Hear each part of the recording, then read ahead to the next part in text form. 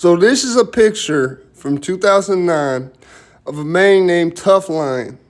I've met him before. I sold him a guitar. Ironically, the same exact type of guitar you see in that fucking picture. It's the same model, same line from this Ibanez art course. Yeah, I think it might have been some type of in-store only exclusive because I could not find it for sale online at the time. I looked. It was like this guitar didn't exist online till literally 3 years ago.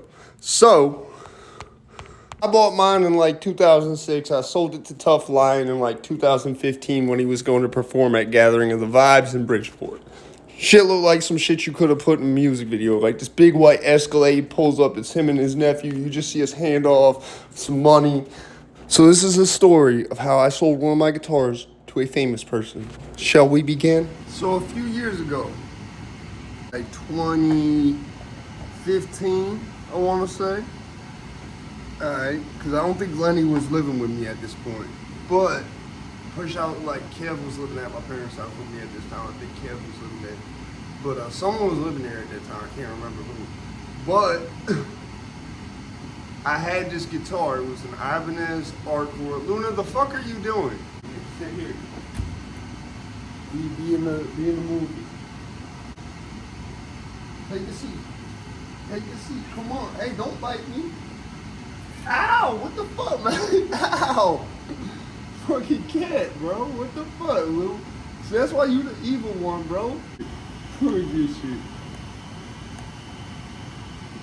You're a silly ass fucking cat, man. Stop it. Jesus, why did I do that? Staring at me. I sold this guitar. I had this Ibanez Artcore that looked kind of like a Les Paul if it was hollow body.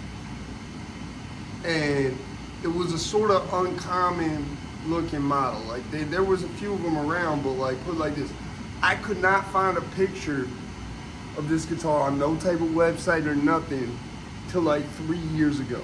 I had looked.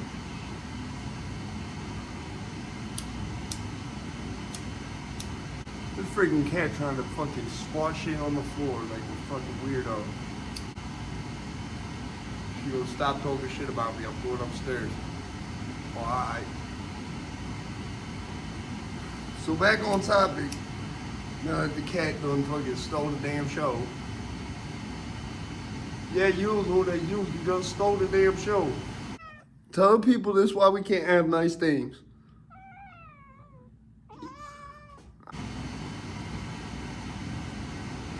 So this guitar that I had at the time, I had to pay my re-up for something.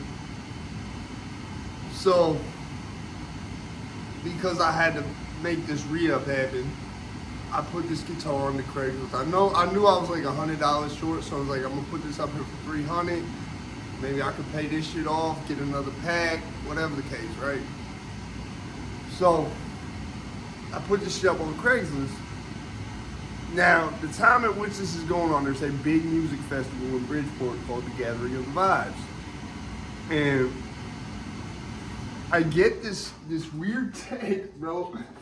I thought it was a prank, because I'm like, this dude is saying, my name is Tough Lion.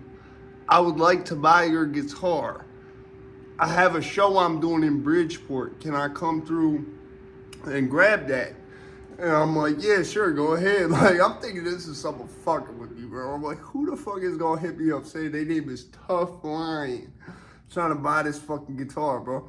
So I'm like, I bet. Like, he's like, okay, I'll be there this weekend because the show's on Sunday. I forget what day it was, but I'm like, is he saying his show is the same day as Gathering of the Vibes? So I was like, whatever, just leave that alone. And fucking, so it comes, it was like a week ahead of time he hit me up about this shit. He comes up, and like when he texts me, he's like, yeah, yo, I gotta be at Gathering the Vibes at this time to be at this stage, at this, whatever the fuck. It's one of them shits with like multiple stages going on. And basically shows up, bro. It's the only time you're gonna hear white on white in a true story. So I guess Tough Lion was some big reggae artist. I don't know like how big but some of his shit's got millions of views on here. He's got shit from like third parties calling him out. They got millions of views on their channel, you feel what I'm saying? So he's someone big sort of in the reggae world, which at this point is a very small sort of, not small, but like it's not like it once was. You feel me? It's not the wave right now. You don't hear that shit unless it's on the station designated for that. Which still exists, but it's a very regional thing. So he pulls up in this white on white. Yo, Lou, I'm serious. I might have to get you out of here, Luna. You're doing too much. Tell people this why we can't have nice things. I know. So Tough Lion shows up in a white on white. I don't know if it was white on white. It might have big ass chromes on it, but there was some aftermarket ass rims, bro. Some aftermarket ass. And it was fucking. Them shit was like 24s, bro. That shit was some pimp shit. And his nephew ain't even look like he do no reggae shit. His nephew looked like me and my friends that was all going to sell the guitar. Like, that was the funniest shit. You got, okay, so it's like a golf course. You've got, this is where my parents live at. It's a golf course. You've got me and all my little hoodlum friends. You got D and fucking Young C's all chilling, right? Waiting on this dude to transact this guitar. This is some shit you could have put in a music video, bro. It would have been some fly shit. So we're waiting on this dude. The whole time, the whole joke is like, D, the whole time I'm like, are you serious? His name is Tough Lion? I'm like, yeah, Tuff Lion. Like, that's what he said his name was. And so they pull up, and I swear to God, his nephew had grills. His nephew had grills. I forget if he had grills or he had golds or something, but he had some ghetto ass shit going on with his teeth. It was cool as fuck, because the one his cousin started talking, was like one of the most soft-spoken, like respectful individuals, but you would have looked at this motherfucker and been like, this a hood ass motherfucker. This, you know what I'm saying? It was just funny, because you got, like, that was what was always funny about when I lived at my parents' house, to like all the ghetto ass people that knew me. There's like, it's like you pull up and it's like a country club. And then all of a sudden you just hit where my house is at, and it would just like be like this one house is the hood. You just see cars in and out, fucking hand to hands in the driveway. Sometimes people are getting robbed. So like Tough Lion pulls up in his Escalade. It was the most lit shit I ever seen in my life. And he's got his nephew driving. I think his nephew was driving or just riding with, I can't remember. They get out the car. Tough Lion literally like dressed like Lil Jacob from GTA 4. Like, now, does Lil Jacob wear the big hat? He had the big dread hat, though. This dude's like a little taller than me. His nephew's like a little bit shorter than me. But they get out the car, and I just like hand off the guitar, and Tough Lion's like, yeah, so I know you want it. It was either $300 or $250 I wanted for it, because it was new. It was $399, and he's like, I got I think he got $230 right there, and I was like, all right, that's enough. Okay. It's not exactly what I wanted, but it's enough. He's like, you can do $230. I was like, yeah, I got you. And so what made me do this video is I found this picture the other day, which predates, okay, it was on a video of one of his songs.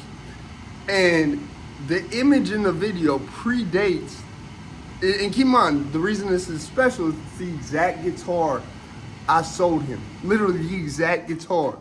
But the picture was taken in 2009.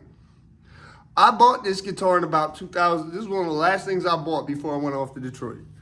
Okay, so I bought this probably like early 2007, very early 2007, maybe even back in 2006. So there's this image from 2009 of him with the same guitar. And he had mentioned when he was texting me about buying this shit, yeah, I had one of my guitars have an issue, and I found this dude. Like, I've heard of people like, they're obsessed with Gibsons, they're obsessed with Fenders, they're obsessed with Telecasters, they're obsessed with Stratocasters, whatever. They're obsessed with Super Strat type shits. No, his this is my thing was Ibanez art course. Like, I've heard of people be like, no, I only play Ibanez, especially like people in the metal community being like, I only play Ibanez. And the thing was, I had played a few different art cores at the East Coast Music Mall when I bought this shit. And I like this one because it did metal the best.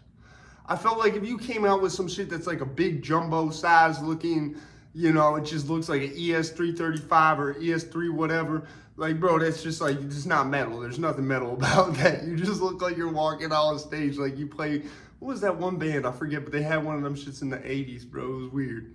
It doesn't look right. It doesn't look right, and comparatively, like, the sound was not the same. It was not the same.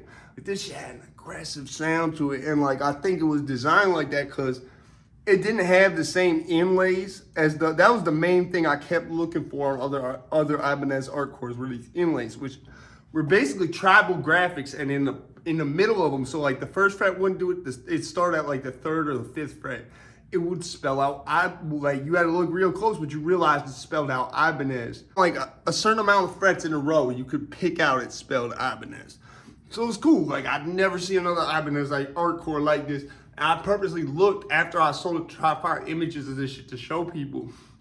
And I couldn't find one till it was like this shit did not exist on the internet till like 3 years ago. So yeah, I think I'd share this with you because this is like the time I sold a guitar to a famous person.